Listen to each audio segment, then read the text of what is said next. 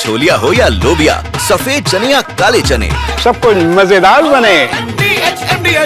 एक बड़ी खबर लेकिन इससे जुड़ी हुई है कि रूस की ऑयल रिफाइनरी पर हमले जारी हैं। यूक्रेन ने ऑयल रिफाइनरी पर ड्रोन दागे हैं।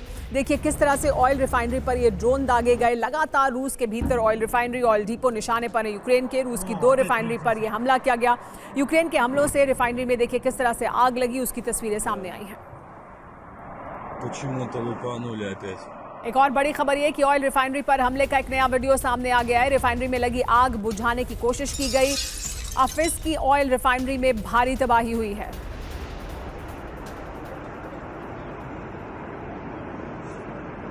एक और बड़ी खबर यह कि समारा की रिफाइनरी में भीषण आग लगी है। ड्रोन अटैक से रिफाइनरी में ये आग लगी। ऑयल रिफाइनरी से उठ रहा है धुआं। यूक्रेन लगातार रिफाइनरी को टारगेट कर रहा है। ऑयल रिफाइनरी को लगातार रूस की टारगेट किया जा रहा है, यानी जो लाइफलाइन है रूस की अर्थव्यवस्था के लिए तेल, उसको निशाने पर लिया जा रहा है यूक्रेन द्वारा। तो यूक्रेन लगातार एक एनर्जी युद्ध लड़ रहा है, ऐसा लग रहा है रूस के साथ, और इसी वजह से oil refinery, oil depot, oil pipelines निशाने पर हैं यूक्रेन के, जिसके लिए वो ड्रोन का इस्तेमाल कर रहा है। तो 3 तस्वीरें हम आपको दिखा रहे हैं किस तरह से यूक्रेन ने ऑयल रिफाइनरी पर ड्रोन दागे हैं।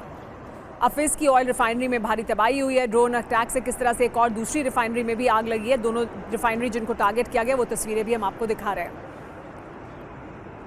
यूक्रेन का ऊर्जा युद्ध रूस में क्या ब्लैकआउट करा देगा। यूक्रेन का रूस की 2 ऑयल रिफाइनरी पर हमला हुआ है। समारा की कुइबिशेव रिफाइनरी पर ड्रोन अटैक किया हुआ है और क्रोस्नोदार क्राय की अफिस की रिफाइनरी पर भी प्रहार किया गया। यूक्रेन की सेना ने रूस पर 120 ड्रोन से हमला किया। बड़ी बात क्या है, रूस की कई रिफाइनरी 100% ठप हो गई हैं। रूस में तेल उत्पादन क्षमता 32% घटी है और ये रूस की अर्थव्यवस्था को बड़ा नुकसान पहुंचा सकता है। रूसी सेना ने कीव को जलाने का अभियान इसीलिए तेज किया क्योंकि यूक्रेन रूस के ऊर्जा ठिकानों को लगातार टारगेट कर रहा है। आज 5वें दिन भी यूक्रेन ने रूस की तेल रिफाइनरी पर ड्रोन अटैक किया। अब हालात ये हैं कि यूक्रेन के हमलों की वजह से रूस के तेल उत्पादन क्षमता में भारी कमी आ गई है। सवाल यही है कि आखिर यूक्रेन के ऑपरेशन ऊर्जा को पुतिन सेना विफल क्यों नहीं कर पा रही है।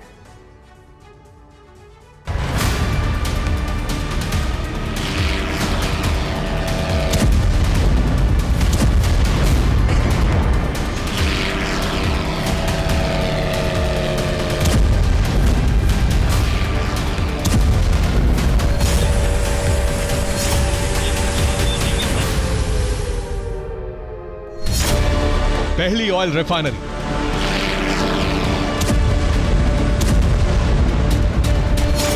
दूसरी ऑयल रिफाइनरी,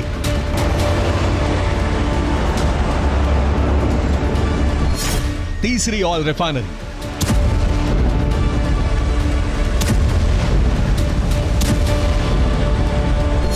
चौथी ऑयल रिफाइनरी,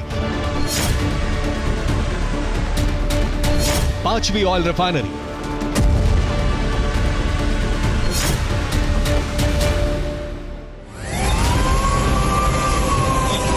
शहर और प्रांत अलग, लेकिन विनाश की तस्वीर कमोबेश एक सी।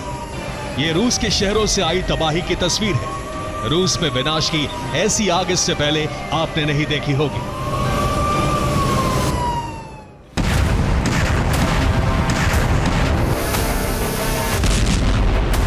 यूं तो यूक्रेनी फोर्स अगस्त के पहले हफ्ते से ही रूस के एनर्जी सेक्टर को जला रही है, लेकिन पिछले 5 दिनों में रूस में यूक्रेन ने जबरदस्त तबाही मचाई है। ज़ेलेंस्की सेना ने लगातार 5वें दिन रूसी ऊर्जा ठिकानों पर हमला किया तो मॉस्को दहल उठा। रूस और यूक्रेन जिस तरह से एक दूसरे का दहन कर रहे हैं, उससे युद्ध विराम की संभावना पूरी तरह से खत्म हो गई है।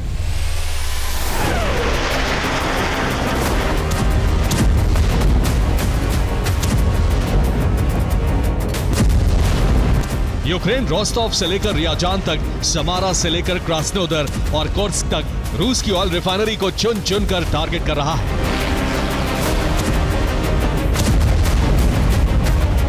यूक्रेन के हमलों की वजह से रूस में ऊर्जा आपातकाल लग गया है। सर्दी से पहले रूस के तेल उत्पादन क्षमता में भारी गिरावट आई है।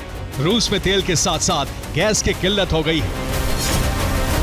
हैरानी की बात यह है कि रूस का मजबूत सुरक्षा चक्र पूरी तरह से फेल साबित हो रहा है। दुनिया के सबसे घातक माने जाने वाले रूसी एयर डिफेंस सिस्टम यूक्रेन के हमलों को रोक नहीं पा रहे।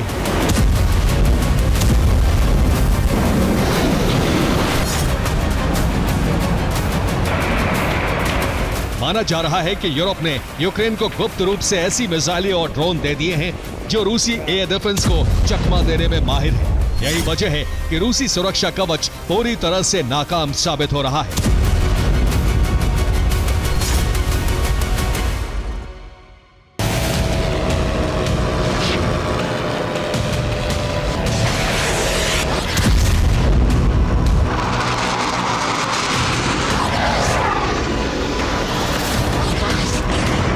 रूस के एनर्जी सेक्टर पर अगर यूक्रेन इसी तरह से हमले करता रहा तो वो दिन दूर नहीं जब रूस की अर्थव्यवस्था की कमर टूट जाएगी।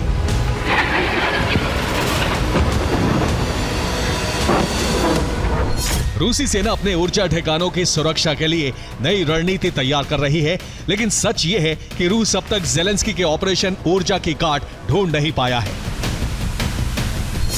यूक्रेन ने रूस की समारा ऑयल रिफाइनरी को एक बार फिर से टारगेट किया। 17 ड्रोन धमाकों के बाद समारा ऑयल रिफाइनरी पूरी तरह से ठप हो गई। समारा में यूक्रेन ने रूस की 2 रिफाइनरी को जलाकर भस्म कर दिया। यूक्रेन ने रूस के क्रास्नोदर में भी हमला किया। हमले के बाद रिफाइनरी में भीषण आग लग गई। यूक्रेन के हमले में रियाजान और मॉस्को की गैस पाइपलाइन भी ध्वस्त हो गई। यूक्रेन ने 5 दिन में चौथी बार द्रुजबा पाइपलाइन पर हमला किया।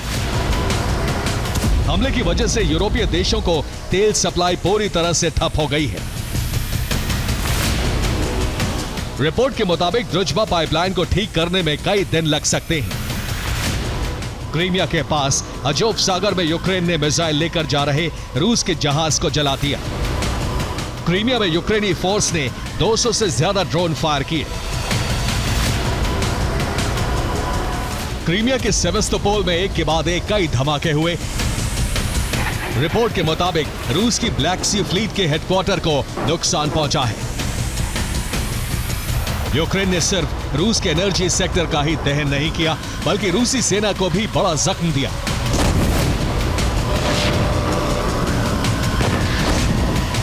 बेलगोरोद में MiG-29 से मिसाइल दागकर रूस की इन्फेंट्री को खत्म कर दिया। वोरोनिश में रूस की एयरफील्ड को टारगेट किया गया। हमले में रूसी एयर डिफेंस और लड़ाकू विमानों को नुकसान पहुंचने की रिपोर्ट है। तो कुर्स्क में यूक्रेन ने रूसी सेना की कमांड पोस्ट को खंडहर में बदल दिया। यूक्रेन सिर्फ काउंटर अटैक ही नहीं कर रहा है, बल्कि हथियारों का निर्माण भी तेज कर दिया है। यूक्रेन खुद की सुरक्षा के लिए स्वदेशी एयर डिफेंस सिस्टम बना रहा है, तो लिथुआनिया की मदद से घातक ड्रोन का निर्माण कर रहा है। ज़ेलेंस्की और उनकी सेना ने जिस तरह से हथियारों का जखीरा जुटाना शुरू किया है, उससे एक बात तो साफ है कि ट्रंप के प्रयासों पर पानी फिरने वाला है। हाल फिलहाल युद्ध की आग शांत नहीं होने वाली। Bureau report, TV9 Bharatvarsh. अब छोलिया हो या लोबिया, सफेद चने या काले चने, सब कुछ मजेदार बने।